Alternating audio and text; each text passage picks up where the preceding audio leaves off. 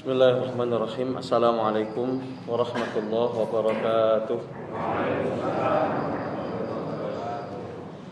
Alhamdulillah, nahmaduhu wa nasta'inuhu wa nastaghfiruh wa na'udzu billahi min shururi anfusina wa sayyiati a'malina. May yahdihillahu fala mudilla lahu wa may yudlil falan tajida lahu waliyyan mursyida. Allahumma salli wa sallim wa barik ala nabiyyina wa rasulina wa qurrati a'yunina Muhammadin sallallahu alaihi wa ala man ihtada bihadihi wa iqtafa atharihi wa sallama tasliman katsira mazida. Allahumma la ilma lana illa ma 'allamtana innaka antal alimul hakim wa tub 'alaina innaka antat tawwabur rahim. Allahumma 'allimna 'uluman tanfa'una fid dunya wal 'uqba minal kitabi wa sunnah warzuqna al-'amala bima 'alimna. Allahumma anfa'na bima 'allamna. Allahumma la sahla illa ma ja'altahu sahla wa anta taj'alul hazna idza syi'ta sahla. Allahumma sahhil lana umurana wa wafiqna lima tuhibbu wa tardah. Jamaah salat subuh yang dirahmati Allah Subhanahu wa taala di Masjid An-Nur, yang mudah-mudahan Allah Subhanahu wa taala terangi kita dengan cahayanya sebagaimana Allah Subhanahu wa taala menamakan masjid ini Masjidun Nur. Mudah-mudahan menjadi cahaya bagi siapapun yang hadir di masjid ini dan juga orang-orang yang tinggal di sekitar masjid ini, sehingga kita insya Allah berjalan di atas jalan yang Allah Subhanahu wa taala ridhoi. Barakallahu fikum.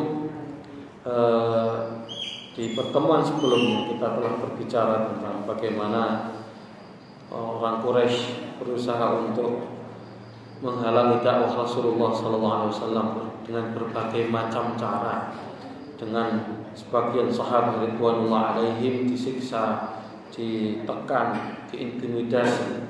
Bahkan kita sudah sampaikan juga di pertemuan sebelumnya tentang bagaimana boikot terhadap Rasulullah SAW dan sahabat. Yang ini tentunya sangat dahsyat sekali, ya, membuat kaum muslimin semakin tertekan. Tapi kita lihat dari kaum muslimin ini bukan bertambah lemah imannya, tapi bertambah kuat keyakinannya kepada Allah, bertambah kuat tawakalnya kepada Allah. Maka insya Allah di pertemuan yang kita sama-sama insya Allah akan bahas nanti, bahwasanya insya Allah kita akan membicarakan satu kejadian yang luar biasa sebelum hijrahnya Rasulullah SAW ke Madinah, yaitu hijrah Rasulullah SAW ke Habasyah, dan lebih tepatnya adalah hijrahnya para sahabat radhiyallahu alaihim. Karena yang diutus oleh Rasulullah SAW nanti kita akan sama-sama tahu ada 2 kali proses untuk hijrah.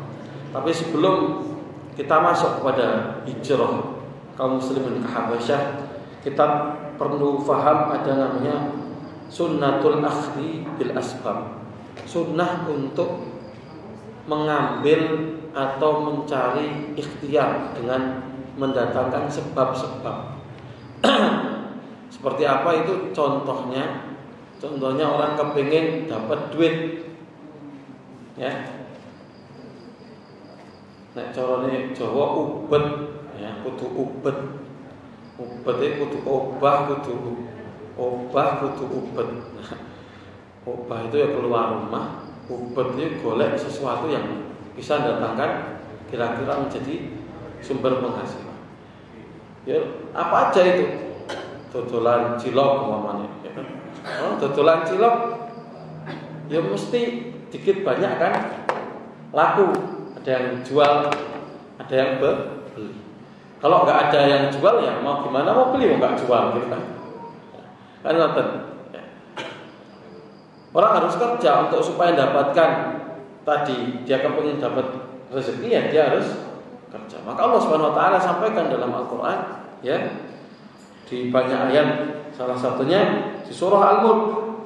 Allah menyampaikan huwallazi ja'ala lakumul arda dzalula famshu fi manakibiha. Di sini ada kalimat famshu fi manakibiha. Wa kulu min rizqi, suruh keluar, suruh berjalan ya di atas muka bumi, kon usaha ya. Baru Allah sampaikan wa kulu min rizqi, makanlah dari rizkinya. Makanya kalau enggak ada pergerakan tadi enggak akan ada rizki. Nah, itu sunatullah. Bahkan kita bayangkan dalam kondisi yang sangat susah, kondisi yang lemah. Ini dikisahkan tentang kisahnya Maryam alaihissalam, salah satu dari sayyidatun nisa fil alam, bahkan sayyidatun nisa fil jannah ya, yaitu Maryam ibnatu Imran. Maryam ketika beliau itu lemah sekali, sedang bobot hamil besar, sudah mau melahirkan. Kita bayangkan ya kalau ibu yang melahirkan tuh kayak apa kondisinya. Al-Quran gambarkannya wahnan ala wahnin, lemah bertambah lemah. Jadi semakin lemah bertambah lemah. Ketika itu kondisi seperti itu Allah Subhanahu wa taala menyampaikan kepada Maryam, kondisi beliau mau melahirkan butuh nutrisi, sedangkan beliau sendirian, enggak ada orang. Karena salah satu yang menjadi fitnah luar biasa yang menimpa Sayyidatul Maryam alaihissalam, bahwasanya beliau dituduh berzina oleh orang Yahudi. Jadi itu menjadi berat sekali.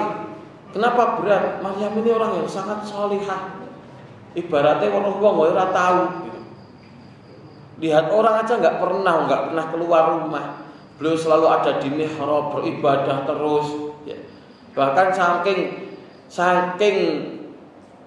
seringnya atau saking intensnya beliau beribadah, ya sempat mikir mangan, nggak sempat makan, sampai yang nganterin makanan tuh malaikat. Makanya kullama dakhala 'alaiha Zakaria al-mihrab wajada 'indaha rizqa. Setiap kali Zakaria melihat ya ponakannya ini Maryam, dia selalu mendapatkan makanan di mihrabnya. Kemudian ditanyakan, "Anna laki hadza?" Dari mana kamu kok dapatkan ada buah, ada makanan di sini? Qalat huwa min indillah. Kata Maryam, ini dari Allah Subhanahu wa taala. Nah, jadi diantar. Saking enggak pernah ngapa-ngapain, cuma ibadah saja. Ya, Allah ujuk-ujuk hamil gitu. Orang logikanya, hamil mesti ana sing menghamili kan ngoten. Masuk hamil dhewe gitu. Itu logikanya manusia, tapi Allah pengen muji Maryam ini. Ya. Makanya orang Yahudi terus buat cerita, wah ini mesti berzina dan berbagai macam. Makanya Maryam sebagai seorang yang salihah, seorang yang baik, seorang yang tidak pernah melakukan, bahkan ya melihat ibaratnya laki-laki yang tidak halal baginya nggak pernah, pomnya sampai berzina. Ya. Maka itu berat sekali tuduhan itu bagi beliau. Maka ketika itu beliau kemudian pergi keluar, ternyata sambil di perjalanannya itu mendekati beliau lahir. Begitu sangat lemahnya beliau, enggak ada makanan yang beliau bisa makan. Maka kemudian Allah Subhanahu wa taala menyampaikan wa huzzi ilaiki bi jid'in nakhlah tusaqit 'alaiki rutaban janiyya. Kalau kita pernah lihat pohon kurma, nanti lihat pohon kurma. Kalau belum nih, biar mendekati kayak palem gitu, pohon palem gitu. Tapi ya lebih gede kurma. Itu kalau kita uyek itu wajib. Bahasa Indonesianya uyek gitu. Uyek lah gitu ya. Diginiin ya. Itu kita akan dapatkan akan susah sekali gerak. Kurma itu nggak bisa diuk terus digelok gitu, nggak bisa. Apalagi yang uyek tadi ya, yang menggerakkan tadi. Itu seorang wanita yang dalam kondisi lemah sekali, sedang hamil. Ya. Dia butuhkan nutrisi. Jadi banyak nanti dari ayat ini faedah. Salah satunya yang kita ambil pagi ini adalah al-akhdhu bil asbab. Orang itu yang penting ikhtiar sih. Hasilnya dari Allah SWT. Meskipun secara logika nggak masuk akal, tapi harus akhdhu bil asbab. Orang nggak bisa tanpa mengambil sebab untuk mendapatkan hasil. Dan itu menyelisihi sunnatullah. Bahkan orang yang kayak gini bukan tawakal namanya. Orang nang omah tok terus yo ngopo ora nyambut gawe tawakal karo Gusti Allah. Lah ngopo tawakal? Syukur rezeki lak teko dhewe. Aku turu mengko mesti ana rezekine. Ini namanya menyelisihi sunnatullah. Sunnatullah itu orang kudu usaha. Entah nyambut gawe dodolan, entah itu dia nukang jadi tukang, entah itu dia bekerja, apapun pekerjaannya yang penting halal, maka itu adalah bagian dari akhdhu bil asbab. Maka salah satu yang menunjukkan ini penting sekali, Rasulullah SAW sampai menyampaikan, ya, khairu ma'asyin nas, ya, khairu ma'asyir rajul. Salah satu pendapatan terbaik seseorang laki-laki adalah ma yajidu min amali yadihi, yang dia dapatkan dari usaha tangannya. Maksudnya usaha umpamanya dia nggaweni sesuatu, buat pengrajin katakannya, buat macam-macam. Kalau kayak bapak saya dulu buat pacul, gawe pacul, jadi pandai besi, gawe pacul. Meskipun dia kadang masya Allah ya butuh tenaga yang luar biasa, ngebuki besi gitu kan. Terus juga masih kena apa namanya, apinya itu percikan apinya, ya, tapi itu salah satu yang terbaik yang didapatkan oleh seseorang. Ya. Jadi min amaliyati, ya, dari apa namanya, usaha yang dia lakukan. Maka ini motivasi. Di hadis yang lain juga disebutkan, mata ja'alu fi imra'atika shadaqah. Apa yang kamu suapkan di mulutnya istri kamu itu adalah sedekah. Maka ini motivasi sebenarnya bahwasanya bahkan pekerjaan kita itu mendatangkan pahala di sisi Allah Subhanahu wa taala. Jadi jangan dianggap pahala itu cuma sholat di masjid tok, mboten. Bahkan bapak-bapak niku salah satu pahala terbesar adalah bagaimana dia berusaha untuk mendapatkan rezeki yang dia akan berikan kepada keluarganya. Barakallahu fikum, ini termasuk al-akhdhu bil asbab, mengambil sebab. Maka Allah Subhanahu wa taala sama dalam masalah perseteruan dengan orang-orang kafir, enggak. Sing penting tawakal ibadah, ya. Engko malaikat sing perang, atau malaikat sing bela, itu enggak. Kaum muslimin selalu berusaha. Makanya dalam surah Al-Anfal ayat 60 Allah menyampaikan, wa a'iddu lahum mastata'tum min quwwah. Dan persiapkanlah, ya, lahum bagi mereka, bagi musuh-musuh Allah, mastata'tum, apa yang kalian mampu, min quwwah, dari kekuatan apapun. Ahli tafsir menyampaikan, ala inna quwwatar ramyu. Kekuatan itu salah satunya apa? Dalam lemparan, ar-ramyu. Kon latihan lempar dalam di sini mana salah satunya. Ya. Maka Rasulullah SAW menyampaikan, alimu auladakum ar-rimayata was-sibahata wa rubbal khayl. Ajarkanlah anak-anakmu 3 hal. Ar-rimayah, manah, wasibahah, berenang, ya, warubbal khail, naik kuda. 3 hal ini. Dan 3-tiganya ini ya untuk melatih motor sekaligus melatih keberanian, melatih seseorang itu supaya dia berani menghadapi musuh. Ini masya Allah sampaikan. Kan ora mungkin wong nang omah terus ora tau weruh pedang, ora tau weruh panah, ujug-ujug menang perang, enggak mungkin. Orang itu mesti butuh proses latihan. Makanya Rasulullah SAW itu paling senang bulan, ya. Dan beliau kalau bulan nggak pernah kalah, Rasulullah SAW. Ya. Gulat itu nggak pernah kalah. Jadi sekarang kan olahraga yang paling mematikan itu gulat. Jadi ngalahkan seni-seni yang lain, ada taekwondo kalah sama gulat, ya, kungfu kalah sama gulat. Ya. Dan ini masya Allah salah satu sunnah yang Rasulullah SAW sampaikan, itu mempersiapkan kekuatan kita. Ya. Jadi bukan berarti terus leha-leha, santai-santai, Allah pasti memenangkan, sebagaimana kita nukilkan ya, orang Bani Israel itu gitu ya, kurang ajar sama Allah sama Nabi Musa ketika disuruh untuk menaklukkan Baitul Maqdis, perang untuk mereka bisa mendapatkan Baitul Maqdis ya.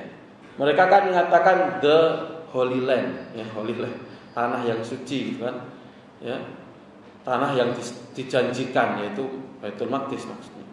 Tapi suruh berusaha untuk menaklukkan Baitul Maqdis supaya mereka bisa dapat Baitul Maqdis, enggak.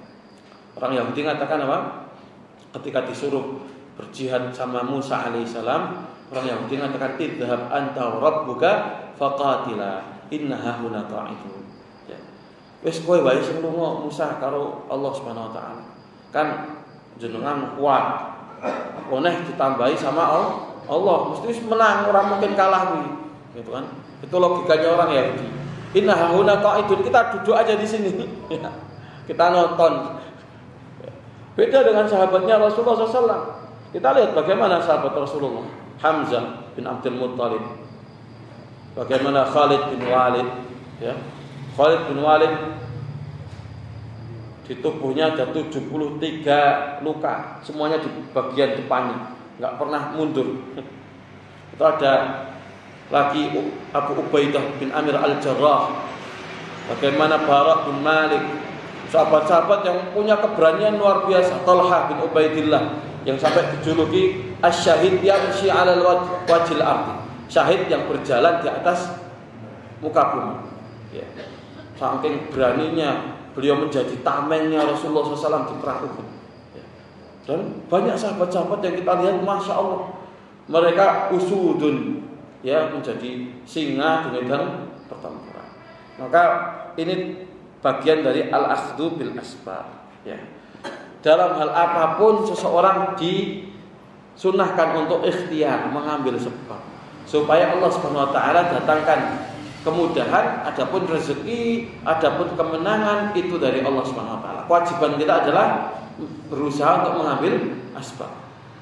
Dan kita akan dapatkan nanti banyak sekali durus pelajaran, baik dari hijrahnya Rasulullah SAW ke Habasyah atau nanti hijrahnya Rasulullah SAW ke Madinah. Baik, barakallahu fikum. Ini terkait dengan akhdhu bil asbab. Makanya ketika tambah dahsyat tekanan orang Quraisy kepada kaum muslimin, tambah masif orang Quraisy itu mengintimidasi, ya, kaum muslimin di Makkah, maka Rasulullah SAW selalu berpikir untuk mendapatkan solusi. Salah satunya adalah hijrah. Hijrah itu artinya apa?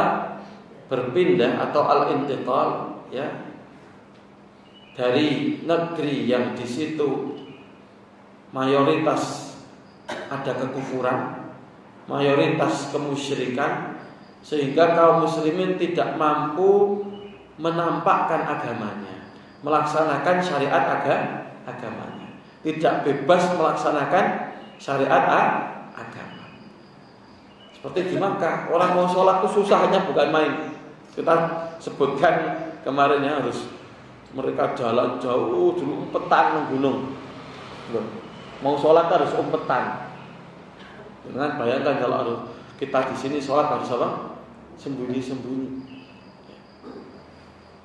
Mau menampakkan syiar agama nggak bisa. Kenapa? Karena orang Quraisy langsung terus menekan. Dan kita akan lihat realnya saat ini di beberapa negara seperti itu. Jilbab nggak boleh, ya. Ada beberapa kayak di India, dan beberapa tempat di India, bukan di seluruh India, yang mayoritas di situ Hindunya sangat kuat sekali. itu kaum muslimin diganggu. Pakai hijab di jalan itu diganggu. Kita lihat juga di Cina, di Uighur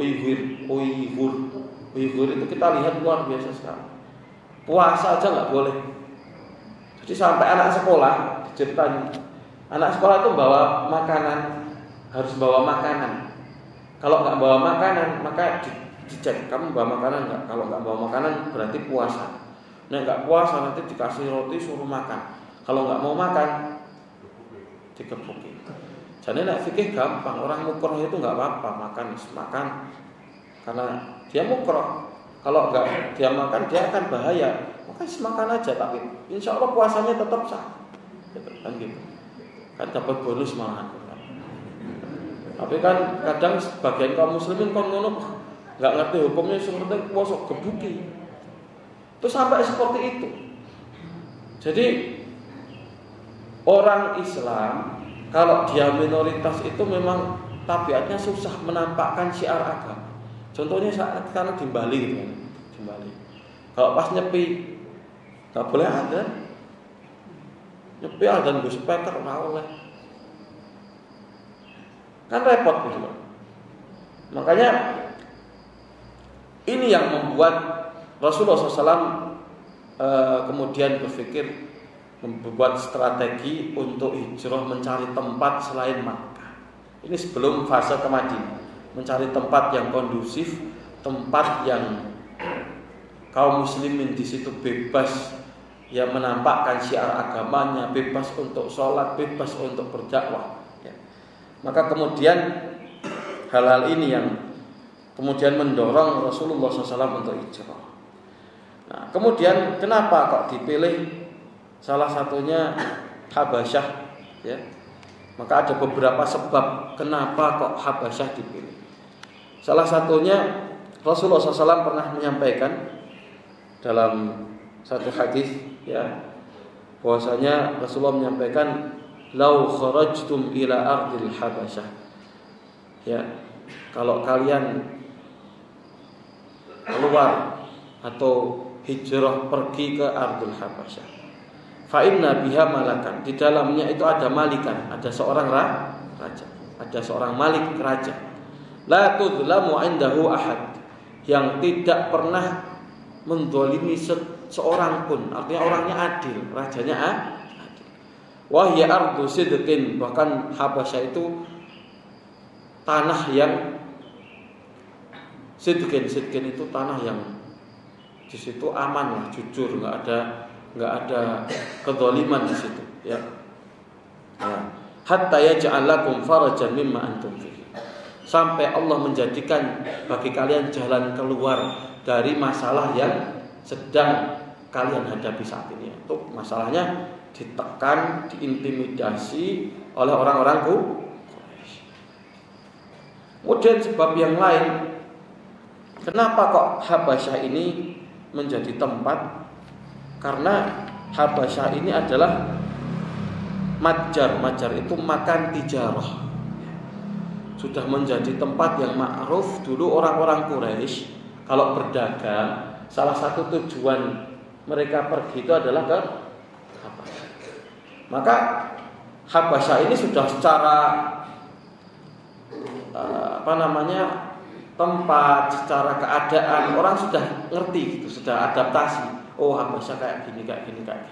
Cuacanya seperti ini, orang-orangnya, karakternya seperti ini. Kondisinya secara umum sudah terbaca. Ini sebab kedua.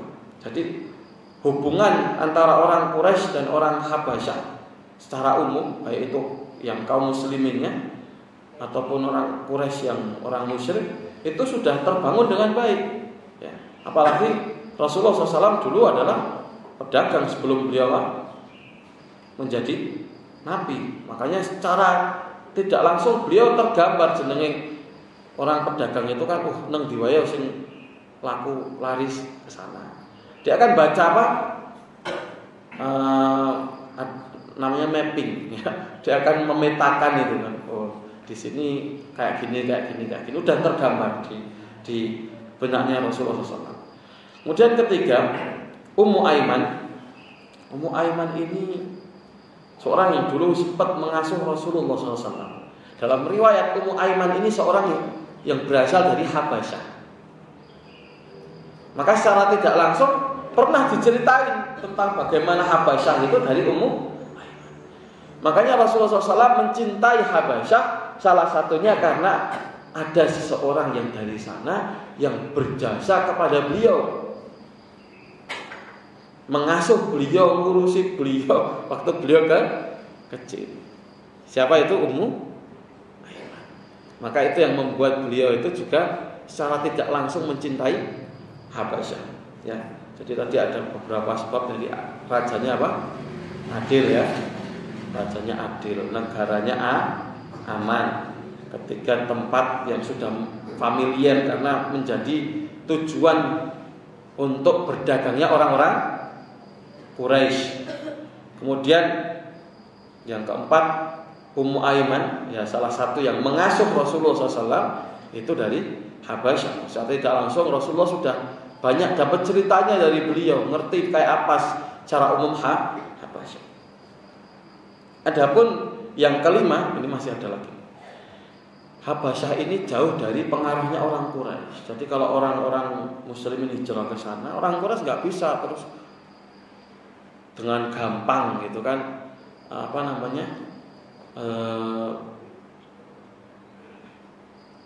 mengirimkan pasukan umpamanya, atau mereka kemudian melobi rajanya, butuh perjalanan yang panjang, bawa pasukan yang banyak untuk perjalanan panjang itu nggak mudah.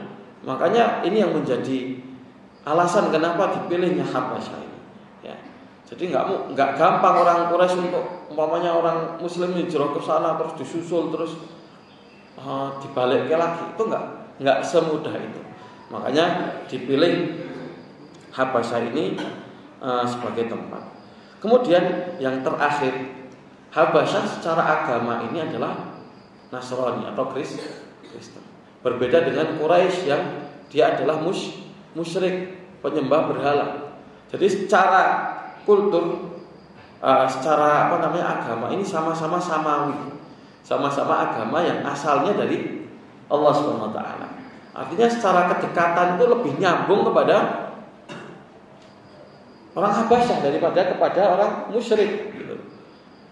Karena nanti ada Isa, sama-sama mengakui atau sama-sama mengenal Isa alaihissalam.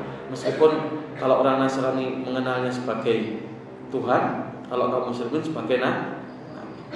Makanya banyak orang-orang Kristen masuk Islam ketika dia membaca perspektif Isa dari membaca Isa dari perspektif Islam, dari perspektif Islam. Jadi ketika melihat Isa itu dari sisi pandangnya kaum muslimin, itu banyak yang masuk Islam.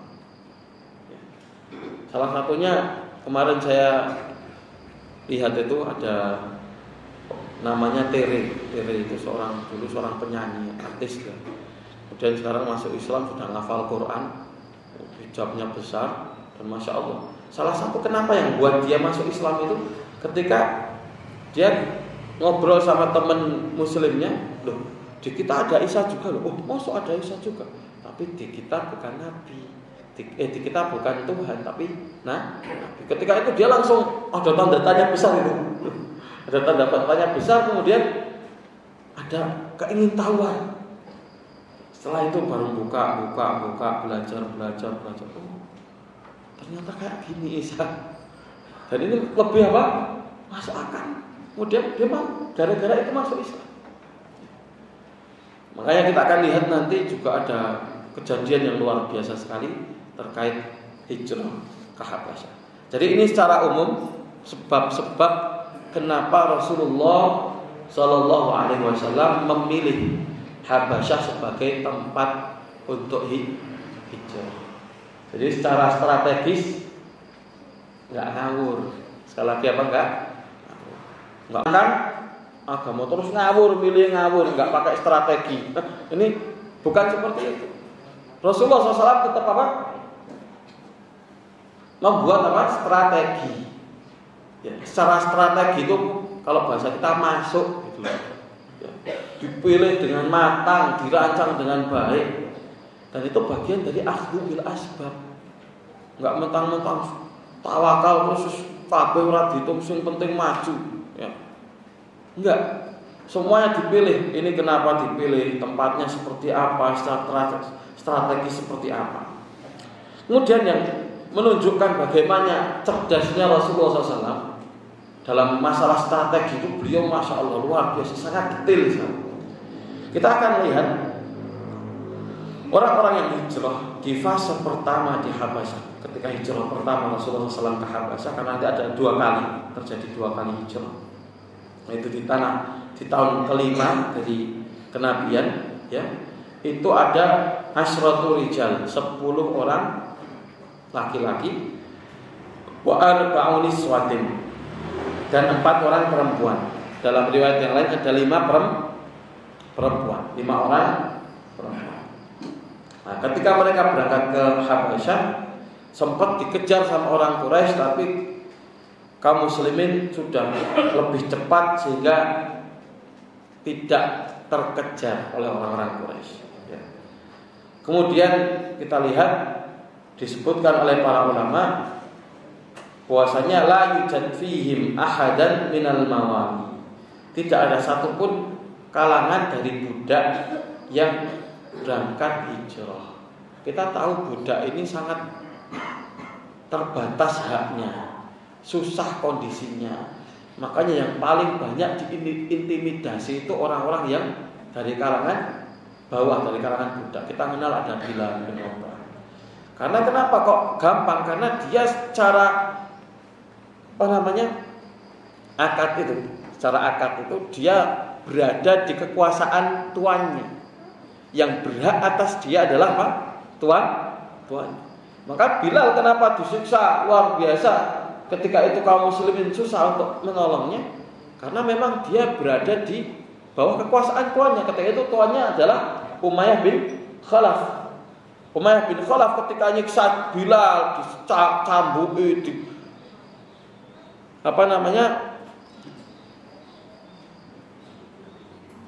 bakar di bawah terik sinar matahari, nggak bisa apa-apa karena tuannya itu yang memang memiliki apa? Memiliki wewenang atas dia. Kita lihat juga seperti Ammar bin Yasir. Ammar dan sak keluarganya beliau, ada Yasir bapaknya Ammar, Sumayyah ibunya. Ketika disiksa karena dia di bawah Abu Jahal, jadi Abu Jahal itu tuannya. Ya. Maka seakan-akan tuannya ini berhak untuk melakukan apa? Makanya kalau seandainya yang hijrah ini para budak atau orang-orang yang di bawah ikatan dengan orang lain tadi, nanti masalahnya lebih besar. Karena secara kebebasan budak tidak memiliki kebebasan sebagaimana orang yang merdeka. Hanya ketika dia hijrah disalahkan, kok dulu kamu kok budak sing mbok ambil gitu kan, padahal dia masih di bawah kekuasaan saya. Makanya dipertimbangkan strategi supaya meminimalisir apapun yang menjadikan kegagalan dalam strategi tersebut. Makanya yang berangkat pertama kali adalah orang-orang dari kalangan bukan dari kalangan Mawali, tapi mereka yang sahabat-sahabat yang memang bukan termasuk budak. Ya. Kemudian barakallahu fikum, ini yang terjadi di hijrah pertama, sehingga 10 kaum muslimin dan 10 laki-laki dan 5 perempuan tadi berhijrah. Setelah hijrah mereka sempat balik lagi. Salah satu sempat baliknya adalah mereka mendengar Islamnya 2 orang yang sangat berpengaruh sekali, yaitu Hamzah dan Umar bin Khattab radhiyallahu taala. Ya, Hamzah terlebih dahulu masuk Islam, dan Hamzah ini kisah Islamnya menarik sekali. Kita bisa lihat bahwasanya ketika itu Hamzah ini kan pamannya Rasulullah SAW. beliau mendengar Abu Jahal itu mengintimidasi, nyakiti Rasulullah. Ketika itu masih dalam keadaan apa? Kondisi musyrik, belum masuk Islam. Beliau ketika itu sedang berburu, dia dengar itu loh, ponakanmu bahasa ini, itu diintimidasi, diganggu sama Abu Jahal. Wah, sebagai seorang keluarga, ya kan, mesti kayak apapun jenenge keluarga itu punya apa? Punya ikatan ya yang tidak dimiliki selain keluarga. Jenenge kayak apapun keluarga kita dihina itu mesti kita kan marah. Kalau keluarga kita diganggu, kita mesti nggak terima seperti begitu juga Hamzah ketika beliau dengar, kurang ajar Abu Jahal gitu. Beliau datang langsung, beliau ambil anak panahnya itu dihantamkan ke Abu Jahal, katakan, ala ta'lamu anni ala dini Muhammad. Kamu nggak tahu tuh, sekarang aku udah masuk Islam. Padahal posisi dia masih musyrik. Saking marahnya itu dia mengatakan, kamu nggak tahu tuh, saya sekarang itu sudah masuk Islam. Nah setelah itulah kemudian Hamzah benar-benar masuk Islam.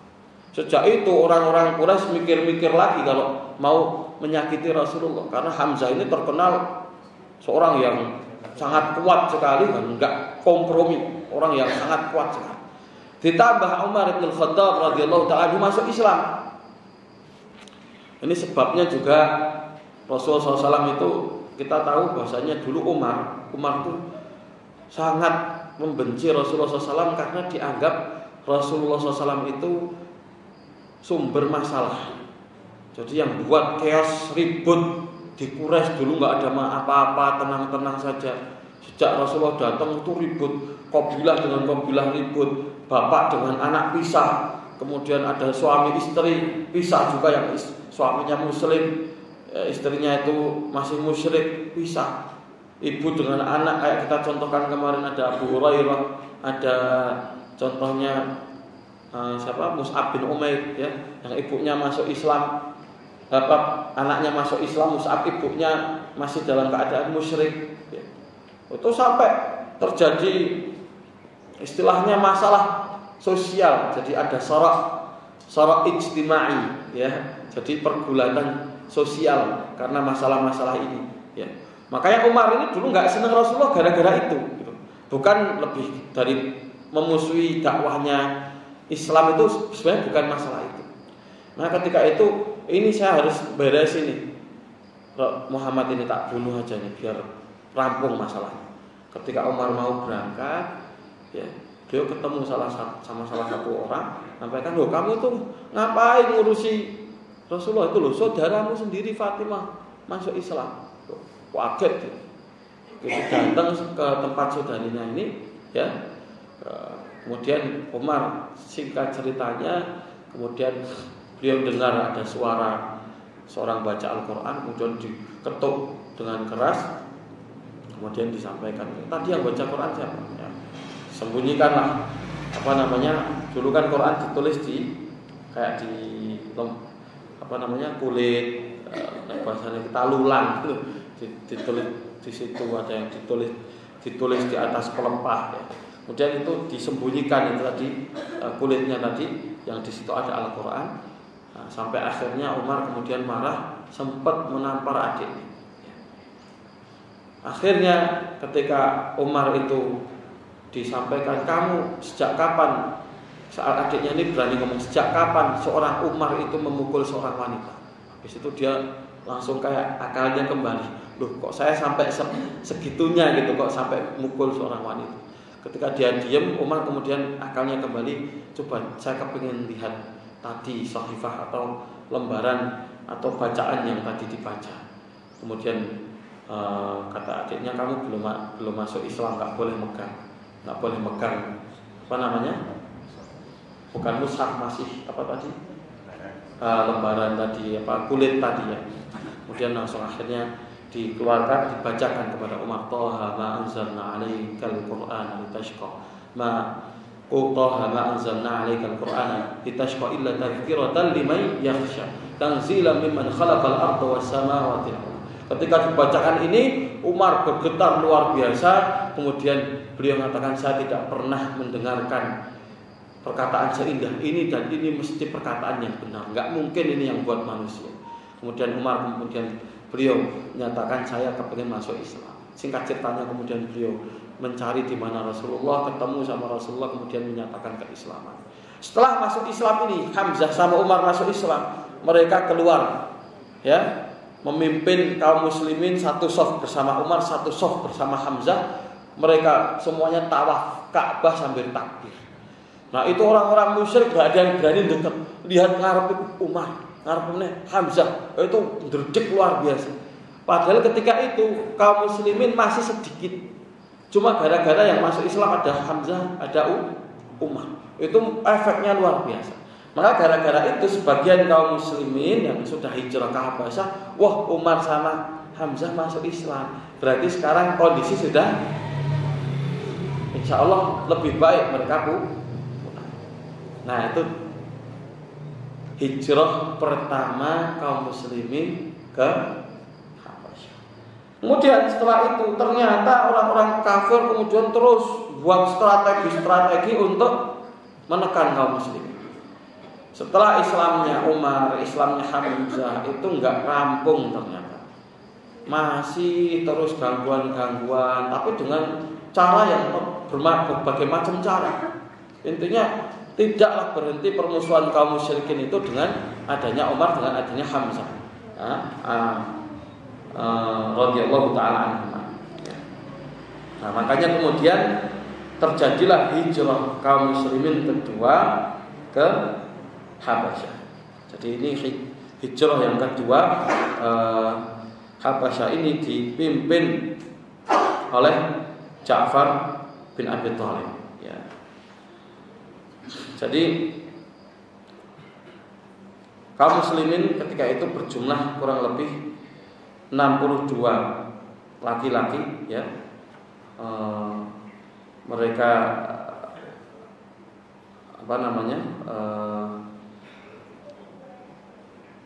berangkat untuk berhijrah ke Habasyah, ya. Kemudian 18 wanita, ya.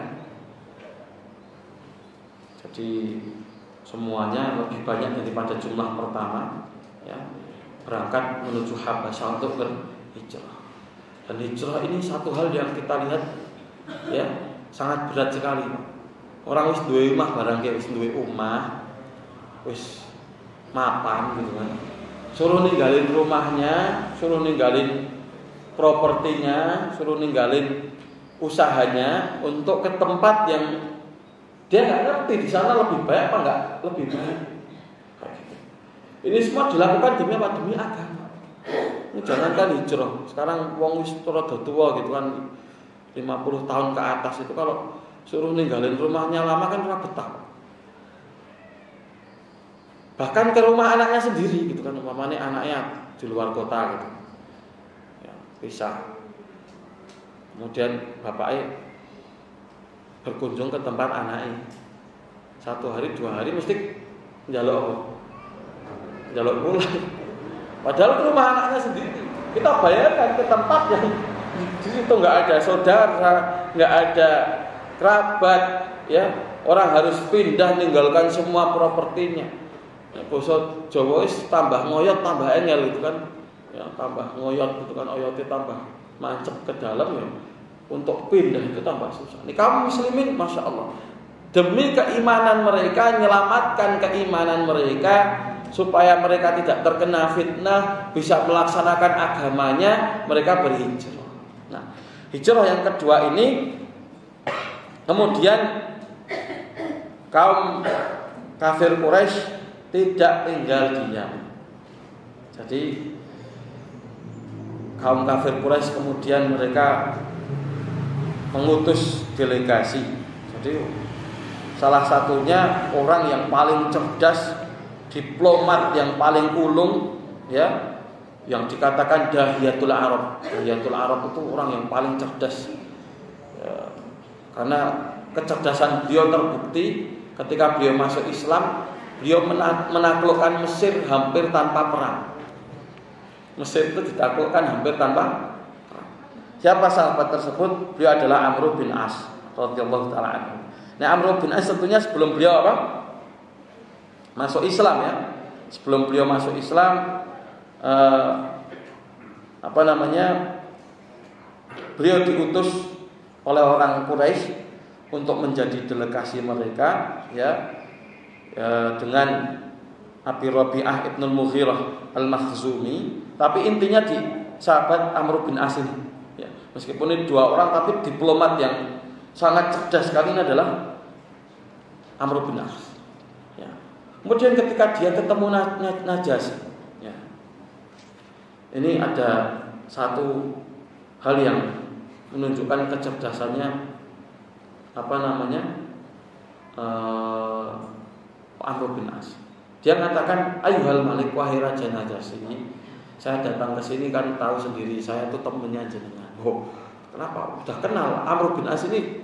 Kenapa dipilih? Karena beliau biasa pergi ke Habasyah untuk dagang. Kita sudah sebutkan tadi ya, bahwasanya Habasyah ini tempat di mana kaum Quraisy itu berdagang.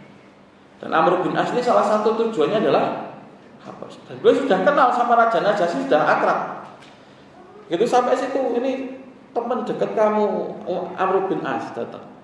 Ngapain kamu ke sini? Kata Amr bin As, "Ayyuhal Malik, wahai raja, in safa ila baladika minna filmanun sufaha." Ada orang-orang yang mereka bangkang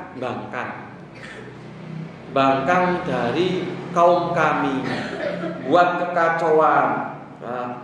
Faraku dina qaumihim, mereka buat agama sendiri. Kita sudah ada agama, mereka buat agama sendiri ya. Walam yadkhulu fi dinika, mereka kesini juga nggak mau masuk ke agamamu, kan kurang ajar kan? Bahasanya Amr bin As. Mereka sudah buat agama sendiri, ke negeri kamu juga nggak mau ikut agama kamu gitu kan. Waja'u bidinin mubtadi', bahwa agama yang dibuat-buat itu ya, yang kami tidak tahu, jenengan juga nggak tahu ya. Makanya kami diutus untuk supaya dikembalikan, karena sudah kekacauan, buat bapak sama ibunya, bapak sama anak itu bertengkar, ora akur, saudara pisah gara-gara mereka itu kan kacau, masyarakat kacau gara-gara mereka. Ini bahasanya siapa? Amr bin As. Secara logika raja jadi mesti akan ngomong apa? Udah balik ke wae cukup ngono. Kan gitu kalau rajanya ini kemakan omongannya Amr bin As. Tapi rajanya ini kita sudah sampaikan tadi, fiha malikun la yudlamu indahu. Di Habasyah ini ada seorang raja yang disebutkan oleh Rasulullah, tidak akan mendolimi sedikit pun, tidak akan ada orang yang terdolimi di sisinya beliau. Jadi orangnya adil. Oh gitu toh. Ya udah, itu kan saya dengar dari kamu. Saya butuh dengar dari mereka, sisinya orang kaum muslimin. Maka kemudian dipanggillah namanya Ja'far bin Abi Thalib radhiyallahu ta'ala untuk jadi juru bicaranya kaum muslim. Ditanya kemudian, "Ja'far, kaum muslimin." Yang mewakili di sini Ja'far. Ini kemarin Amr bin As datang ke saya ngomong gini seperti yang saya tadi sebutkan. Kamu seperti apa? Kamu ada tanggapan enggak? Kata Ja'far bin Abi Thalib, "Wahai raja, dulu ini kami adalah kaum barbar. Ya'kulu minnal qawiyyud dha'if, orang yang kuat menindas yang lemah. Ya. Kemudian kami dulu menyembah patung. Ya. Kami dulu tidak mengenal hak-haknya wanita, saenake dhewe karo perempuan. Kemudian saling berperang satu dengan yang lain. Ya. Kami dulu memakan riba, memakan harta yang haram. Hobinya minum khamr. Ya.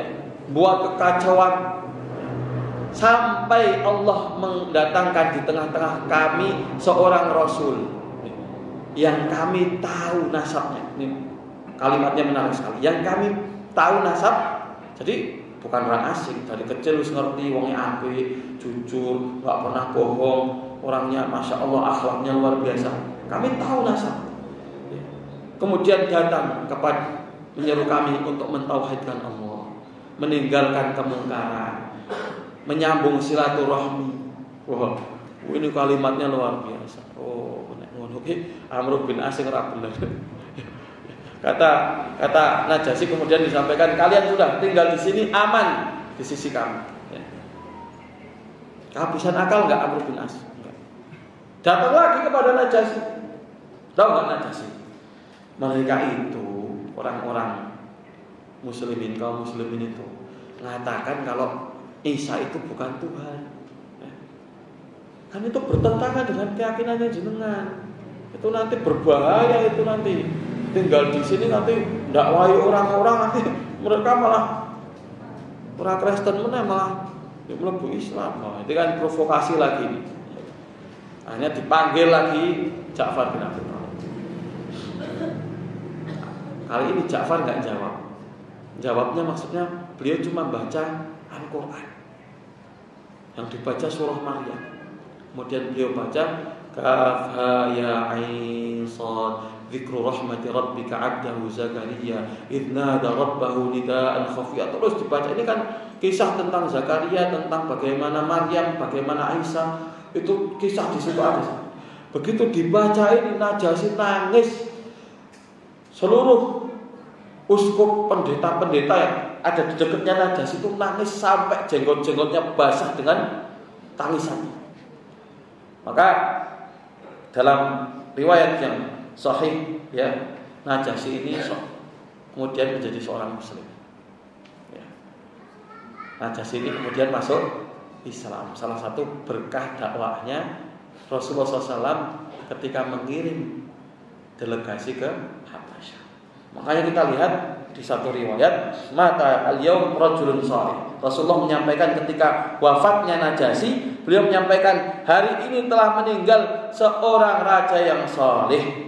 Faqumu fasallu ala akhikum. Ya, maka bangunlah kalian, sholatlah untuk mensolati Najasyi. Ini pertama kali sholat sunnah alal ghaib, sholatul janazah alal ghaib. Jadi mensolati jenazah ghaib, jenazahnya nggak ada, jenazahnya di Habasyah. Rasulullah dan para sahabat menyolatinya Najasyi. Dan dalam riwayat yang lain disebutkan Rasulullah SAW menyampaikan, aku melihat Najasyi itu memakai kubbatun khadra, memakai jubbatun khadra, pakai jubah hijau. Dan takwilnya para ulama menyebutkan bahwasanya menunjukkan kalau beliau itu kemudian masuk surga. Barakallahu fikum, ini adalah hal-hal terkait dengan hijrah kaum muslimin ke Habasyah, yang mana ini menjadi fase dakwah, fase baru dari dakwahnya Rasulullah SAW. Di satu sisi kemudian kaum muslimin aman, tenang di Habasyah, dan salah satu hasil terbesarnya adalah penyebarnya atau tersebarnya kaum muslimin bukan hanya di Makkah saja, tapi kemudian di Habasyah salah satu hasilnya adalah Islamnya Najasyi. Tidak disebutkan secara detail memang apakah orang-orang di sekitar Najasyi kemudian setelah itu masuk Islam, tapi yang jelas kemudian di zaman setelahnya Habasyah itu menjadi salah satu bagian dari daulatul muslimin, daulahnya kaum muslimin. Itu tentunya fase dakwahnya sudah dimulai sejak zaman siapa? Rasulullah SAW ketika masih berada di Mekah. Ini secara singkat insyaallah tentang bagaimana hijrahnya kaum muslimin ke Habasyah, yang insyaallah menjadi pembahasan di pagi ini. Insyaallah kita akan teruskan nanti di pertemuan selanjutnya di bulan depan, dan insyaallah kita akan membahas tentang Amul Husni, tentang tahun kesedihan. Bagaimana nanti salah satu fase yang cukup memberikan pukulan yang luar biasa, ujian yang luar biasa kepada Rasulullah SAW, yaitu tahun kesedihan. Ini mungkin yang kita bisa sampaikan. Barakallahu fikum tentang hijrahnya kaum muslimin ke Habasyah. Salah satu pelajaran terbesar yang kita ambil dari hijrahnya kaum muslimin ke Habasyah, bahwasanya dakwah itu butuh perencanaan, butuh strategi. Ya. Dakwah butuh apa? Perencanaan, butuh strategi. Nggak ngawur asal itu. Kita lihat Rasulullah bagaimana memilih tempat untuk hijrah. merancang bagaimana siapa yang berangkat, bagaimana itu semuanya benar-benar ditahdid, dirancang dengan perancangan yang matang. Kemudian mengirim delegasi siapa yang menjadi amirnya, menjadi apa? Pemimpinnya. Enggak salah, kalau enggak dirancang enggak mungkin. Bagaimana dipilih pemimpinnya siapa? Ja'far bin Abi Thalib. Makanya ketika dipilih orang yang tepat, beliau ketika mendapatkan ujian harus berdiskusi dengan raja, beliau kemudian berdiskusi dengan baik. Coba kalau dipilihnya ngasal kowe wae dadi pemimpin sak-sake gitu kan, ya. Sing dipimpin bola-bola ngah pah-pah, kan. Bingung nanti dipanggil sama raja ini, waduh harus diceluk raja. Belum ketemu wis keringetan gitu kan. Itu ketemu bingung, itu kalau nggak dipilih orang yang, tapi dipilih orang yang masya Allah cerdas, orang yang bisa menjawab dengan jawaban yang lugas, yang baik, sehingga kita lihat bagaimana diplomasi itu ya memberikan manfaat. Faedah yang ketiga, tidak mesti orang-orang yang kafir ya itu kemudian semuanya memberikan madhor. Nah, kita lihat bagaimana Najasyi, dia asalnya seorang Nasrani, tapi kita lihat bermanfaat untuk dakwah, memberikan manfaat untuk Islam.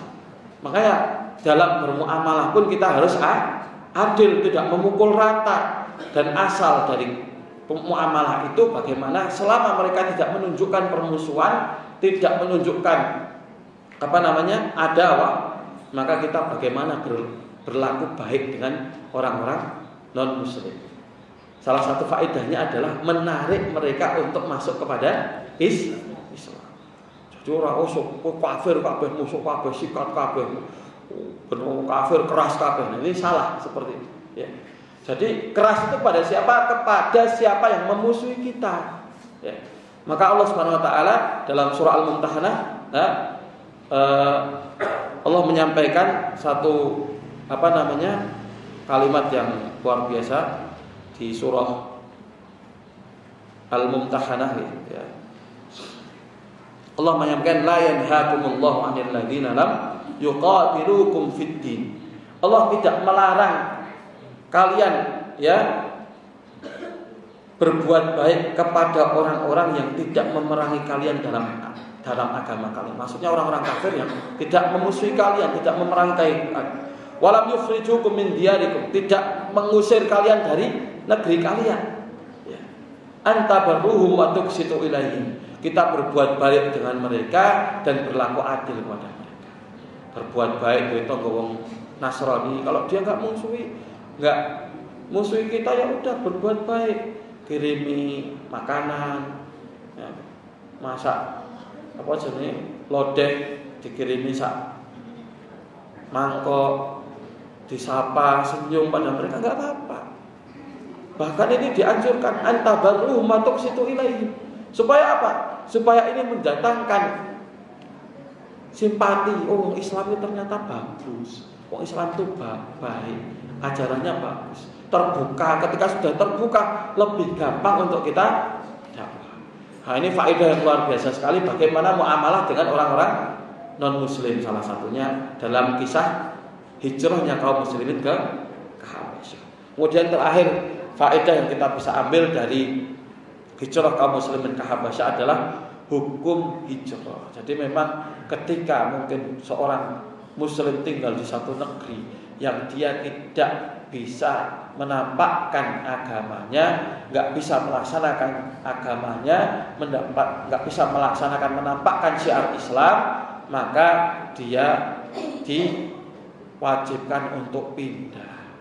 Alasannya apapun, mau gaweane akeh, gajine akeh, tapi ra iso salat, ra iso Jumatan, gajine akeh, ra iso nggo jilbab, ya, maka nggak boleh seorang itu tinggal di sana. Dia harus tinggal di tempat di mana dia bisa menampakkan, melaksanakan syariat agama. Ini mungkin yang kita bisa ambil pelajaran-pelajaran dari hijrahnya kaum muslimin ke Habasyah. Insyaallah kita akan lanjutkan materi lain dalam sirah nabawiyah biidznillah ta'ala. Kita cukupkan. Subhanakallahumma bihamdik asyhadu an la ilaha illa anta astaghfiruka wa atubu ilaik. Assalamualaikum warahmatullahi wabarakatuh.